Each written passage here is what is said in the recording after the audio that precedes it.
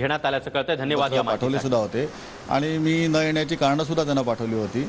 त्याच्यानंतर त्यांनी नक्कीच दुसऱ्यांदा मला बोलवलेलं आहे। मी काही त्याच्यामध्ये टाळत नाही आहे, परंतु माझी जी दुसरी पण जबाबदारी जी आहे, जी पक्षाने दिलेली आहे, त्याला मी प्रथमता दिलेली आहे आणि त्या दृष्टीने मी त्यांच्यापर्यंत पोहोचणार आहे।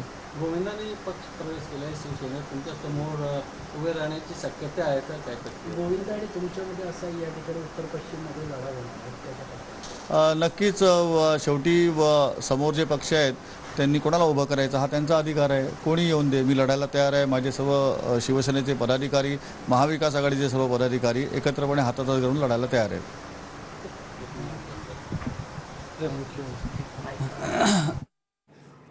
तर अमोल कीर्तिकर यांना ईडीचा दुसरा समन्स आलेला आहे आणि आपण लोकसभा निवडणुकीमध्ये व्यस्त आहोत, त्यामुळे ईडीला आपण योग्य ते उत्तर देऊ असं देखील अमोल कीर्तिकर। शिवसेना उद्धव बाळासाहेब ठाकरे पक्षाचे उमेदवार अमोल वैया कीर्तिकर सध्या आमच्या सोबत आहे। सर, तुमच्या उमेदवारी जाहीर झाल्यानंतर अनेक नेते तुमच्यावर टीका टिप्पणी करत आहेत। संजय निरुपम यांनी ट्विट करीत सांगितलं आहे की ईडीचा दुसरा समन्स तुमच्याकडे आला आहे, पण तुम्ही वॉन्टेड आहेत, तुमची एरियामध्ये नाही आहेत, जेलमधून तुम्ही निवडणूक लढणार आहेत, काय तुमची?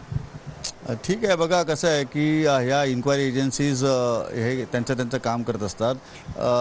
मी परत एकदा सांगतो की आज ते म्हणतात मी गुन्हेगार आहे, तर जो काही OWचा गुन्हा तिकडे त्यांनी घेतलेला आहे त्याच्यामध्ये त्या FIR माझं त्यांनी नाव दाखवावं, कुठे बाबा अमोल कीर्तिकर म्हणून वैयक्तिक नाव आहे ते। ठीक आहे, त्या माध्यमातून एखादा गुन्हा नोंद झाला की त्या माध्यमातून इन्क्वायरी होत असतात। त्या इन्क्वायरीच्या संदर्भामध्ये ED असेल, EOW असेल, हे नोटिसेस काढत असतात आणि त्यांना मी सहकार्य करतो आहे। आणि मला असं वाटतं की गेल्या 2 वेळेला मी ED ऑफिसमध्ये जाऊन सुद्धा आलो आणि त्या ठिकाणी त्यांना जी काही कागदपत्र पाहिजे होती दिली।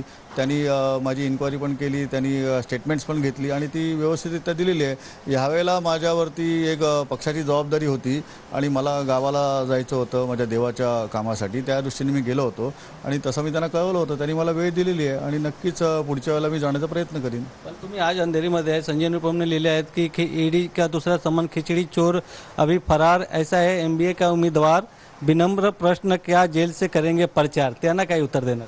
आता शेवटी बघा, प्रत्येकाला आपापलं मत मांडण्याचा अधिकार आहे, परंतु मी तुमच्या चॅनलच्या समोर आहे, तुम्ही आज वर्सोव्यात आहात, म्हणजे मी या मतदारसंघाअंतर्गत फिरतोय, मग फरार असण्याचा संबंधच येत नाही।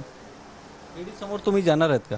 हां, जाईन ना, त्यांनी बोलवलं आहे त्यावेळेला मी नक्कीच जाईन। मी माझ्या वरिष्ठांचा निर्णय घेईन काय घ्यायचा तो माझ्या वकिलांशी बोलीन आणि जाईन। आणि मी जरी गेलो नसलो गेल्या वेळेला तरी त्यांनी जे पेपर मागितले होते त्यातले बऱ्यापैकी पेपर मी दिलेले आहेत आणि त्यांनी जे काही गोष्टी मागितल्या होत्या त्याच्यापैकी बऱ्यापैकी ज्या आहेत त्या मागच्या इन्क्वायरीमध्ये त्यांनी घेतलेल्या आहेत। गोविंदा यांनी शिवसेनेत पक्ष प्रवेश केले आहे, तुमच्यासमोर उभे राहण्याची शक्यता आहे, सर काय सांगाल तुम्ही?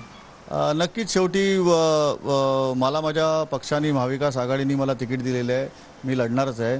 समोरचा उमेदवार कुठल्या पक्षाचा असेल ते त्या पक्षाने त्यांना निवडायचं आहे आणि जो कोणी उमेदवार समोरचा पक्ष देईल त्याच्यासमोर मी आणि माझे पक्षाचे सर्व पदाधिकारी, महाविकास आघाडीचे सर्व पदाधिकारी कार्यकर्ते आम्ही अत्यंत चांगल्या प्रमाणे ही लढत देणार आहोत। पण जर गोविंदा तुमच्या समोर आले तर तुमची लढत टॉप होणार आहेत का?